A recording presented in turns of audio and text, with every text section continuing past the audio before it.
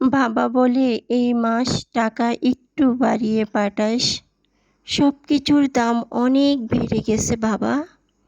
মা বলে, "আমার ওষুধের জন্য টাকা পাঠাস।" ছোট ভাই বলে, "ভাইয়া, আমার টাকা লাগবে।" স্ত্রী বলে, "আমার টাকা লাগবে।" এভাবে পরিবারের মুখে হাসি ফোটাতে গিয়ে নিজের সুখের কথাই ভুলে যায়। এরই নাম প্রবাস জীবন। প্রবাস জীবন খুব কষ্টের। না সেখানে বাবা মায়ের ভালোবাসা পাওয়া যায়, না সেখানে ভাই বোনের ভালোবাসা, না স্ত্রী সন্তানদের ভালোবাসা। সেখানে শুধু দুঃখ কষ্ট নিয়ে একা একা বাঁচতে হয়। হ্যালো এভরিওয়ান, আসসালামু আলাইকুম। সবাই কেমন আছেন? সবাইকে আমন্ত্রণ জানাচ্ছি নতুন একটা ব্লগ ভিডিওতে। আমি শারমিন জুমা আছি আপনাদের সাথে ব্রাহ্মণবাড়িয়া জেলা কসবা থেকে। দুঃখের সাথে আজকে আমার এই ভিডিওটা, কারণ কিছুদিন আগে আমার ভাইয়া দেশে এসেছিল। আসার সময় অনেকটাই ভালো লাগছিল, আনন্দ লাগছিল, পরিবারের মুখে হাসি ফুটছিল। কখন যে সময়গুলো কেটে গেছে সেটা এখন টেরই পাচ্ছি না। এখন যাওয়ার সময় হয়ে গেছে, তখন আমাদের অনেকটাই কষ্ট লাগতেছে, কারণ আজকে টাকার জন্য দূর প্রবাসে থাকতে হয়। আদরের ছেলে মেয়েকে ফেলে, বউ সন্তান বাবা মাকে ফেলে, শুধু টাকার জন্য। টাকা এমন একটা জিনিস, আপনজনকে দূরে ঠেলে দেয় দূর প্রবাসে।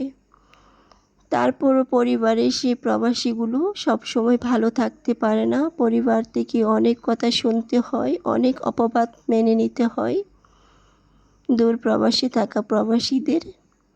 হাজার সংসারের জন্য করলেও তাদেরকে অনেক কথা শুনতে হয় পরিবার থেকে।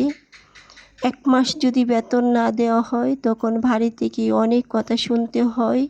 কত যে বায়না করে পরিবার থেকে যে, "এই মাসে কেন টাকা দাও না? কি এমন কাজ করো? সংসারের জন্য ঠিক মতো টাকা পাঠাতে পারো না।" কিন্তু একটাবার চিন্তা করে না সে প্রবাসীরা কেমন আছে, কত কষ্ট করে টাকা ইনকাম করে পরিবার, সন্তান, বাবা মা, ভাই বোন, ছেলে মেয়ের জন্য। তারপরও হাজার কথা শুনতে হয় একটা পরিবার থেকে প্রবাসীকে। কারণ প্রবাসীরা যে কি কষ্ট করে টাকা ইনকাম করে যদি একবার দেখতো তাহলে বুঝতে পারতো। কিছু কিছু ক্ষেত্রে প্রবাসীরা তার পরিবার থেকে অনেক কষ্ট পেতে হয়। এত ভালোবাসা দেওয়ার পরও প্রবাসীরা তাদের কাছ থেকে ভালোবাসা পায় না। হায়রে জীবন, কি একটা অদ্ভুত, তাই না? টাকার জন্য এত সুন্দর একটা সংসার ফেলে, ছেলে মেয়েকে ফেলে দূর প্রবাসে যেতে হয়। নিয়তির কি পরিহাস, তাই না? এইভাবে হাজারো প্রবাসী আছে দূর প্রবাসে, তার পরিবারকে ফেলে, আপনজনকে ফেলে। খুব খুব কষ্ট লাগে তাদের জন্য। আমারই পক্ষ থেকে সেই প্রবাসী ভাইদের জন্য অনেক অনেক দোয়া এবং ভালোবাসা রইল।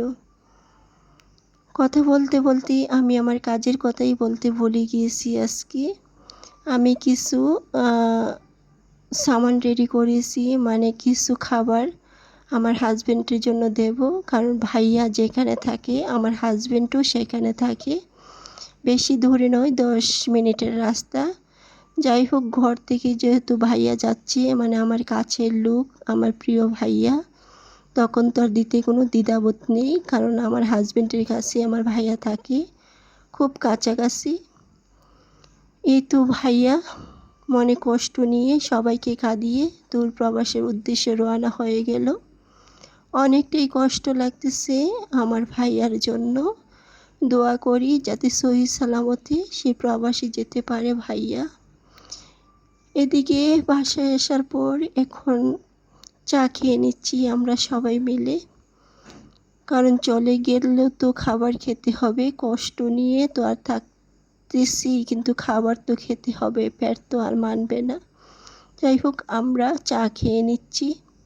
এদিকে বৃষ্টি অনেকটাই পড়তেছে, বৃষ্টির কোনো শেষ নেই, সারাদিন শুধু টিপ টিপ করে বৃষ্টিই পড়তেছে। এদিকে আমি পাট শাক নিয়েছি, পাট শাকগুলো দেখতেছি। আর এপাশে আমার আম্মুর গাছের কাঁঠাল, কাঁঠাল কিন্তু শেষ প্রান্তে, এখন আর গাছে কাঁঠাল নেই। যেহেতু শেষ মুহূর্তে কাঁঠাল কাঠবিড়ালি সবগুলো খেয়ে ফেলে, যার জন্য এখন পারা যাচ্ছে না।